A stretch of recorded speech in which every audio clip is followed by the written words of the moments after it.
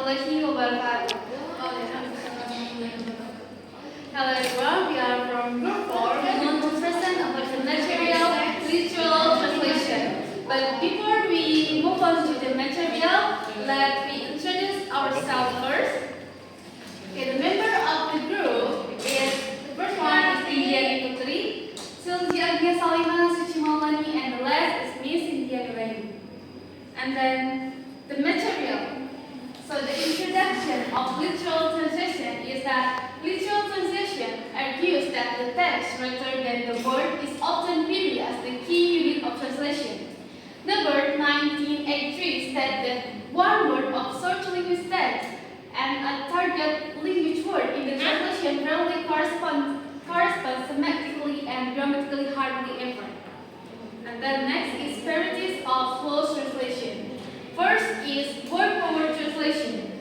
Word power translation strictly follows the grammar and word order of the search language, transferring each word directly to the target language. However, this method only works effectively for simple, natural sentences, as the isolated meaning of word might differ significantly across languages. And then one-to-one translation. One-to-one translation is broader, focusing on transferring the meaning of its search language word to its corresponding target language word. Even though the word might be semantically equivalent, their meanings can still differ in certain contexts. And then last is the complexities of literal translation, especially when translating phrases, metaphors, proverbs, or words with multiple meanings. Next is the translation of poetry. The translation of poetry is the field where most emphasis is normal put on the creation of a new independent form and where literal translation is usually conducted. Okay, maybe that's for me for the material. The next slide will delve in by India. Please. Alright, thank you, Sintia, for the time. Let's move to the next slide. It's about grateful and false friends. Grateful friends are words in short language and target language that look similar and also have the similar meanings. For example, telephone in English and telephone in Spanish. Both refer to the device that used for communication. False friends, on the other hand, are words that look alike but have a different meaning. For example, library in English and libreria in Spanish. Library is a place to borrow books, while libreria is a bookstore. This is about words in the text. Refers to the importance of considering the surrounding text and situation when translating or interpreting language. A word might have multiple meanings depending on its context. A literal translation that ignores this can lead to misunderstanding. For example,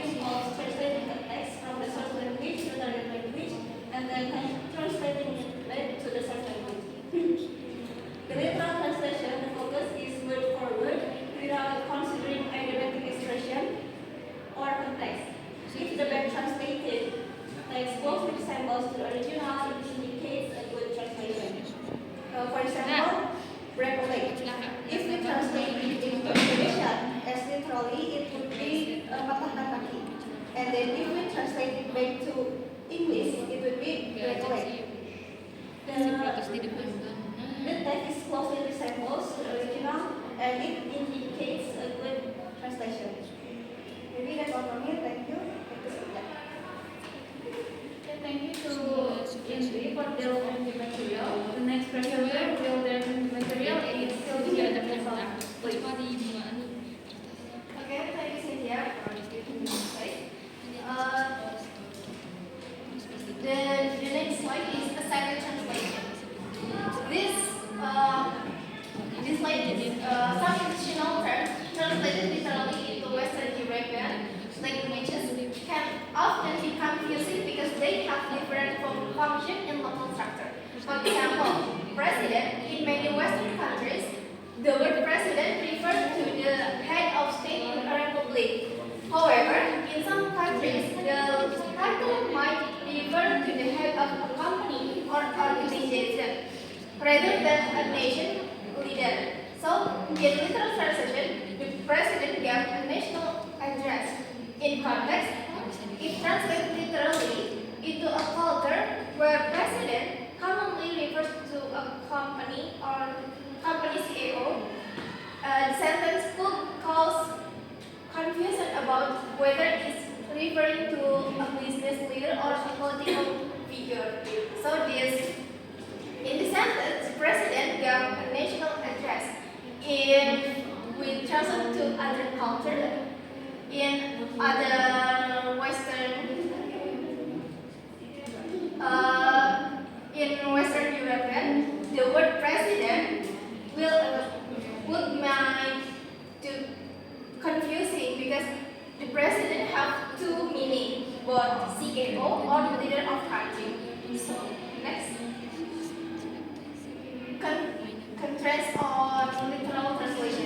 The author does not guess that words in the source language should always be translated one by one or literally. Words in the source language may differ in frequency of use in the target language. For example, the sentence in French, you can read by yourself, and if we translate to a literal translation, he wasn't succeeding in freeing himself from his surprise. This word feels so awkward and it's not it's too long. So the better translation is he couldn't overcome his surprise. And then the next.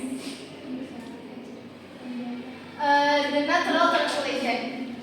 There are many subtle resistance to literal translation as it appears to neither enrich understanding of the source nor target language. However, this argument should be resisted. The only valid criticism of a literal translation if it feels unnatural. For example, for the source language, the sentence is the hour has come. If we try to use literal translation, the hour has come. It will be feel more natural. The time has come. So the word hour could change to time. And then the explanation, well, the hour has come is a valid literal translation. It might feel awkward in English, where the time has come is more commonly used and sounds more natural. Recreative translation.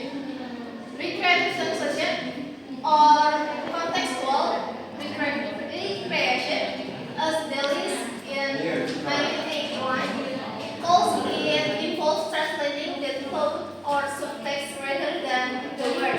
Some see this as the essence of natural of translation, but in reality, interpreting the sense, not the words, should be a last resort. It's necessary when words are misleading, but should not be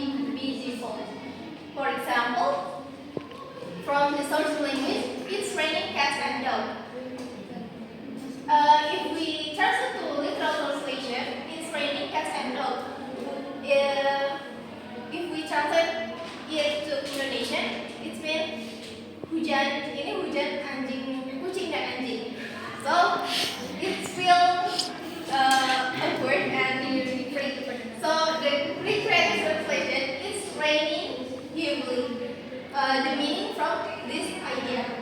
So in this case, a recreative translation would be it's raining heavily. This version conveys the actual meaning behind the idea without using the literal words. The recreative translation captures the essence of what the speaker intends to communicate. How rain with heavy rain without relying on idiomatic expression that may not be understood in the target language. So that's all from me. For the next slide will be presented by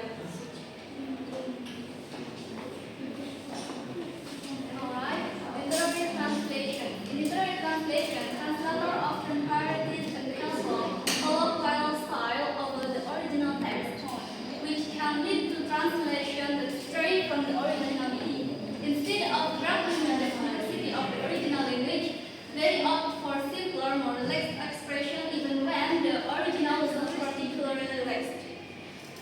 For example, the original, but soft, what light from yonder window breeze. And in literary translation, wait, what light is shining through that window? The sentence more from the original.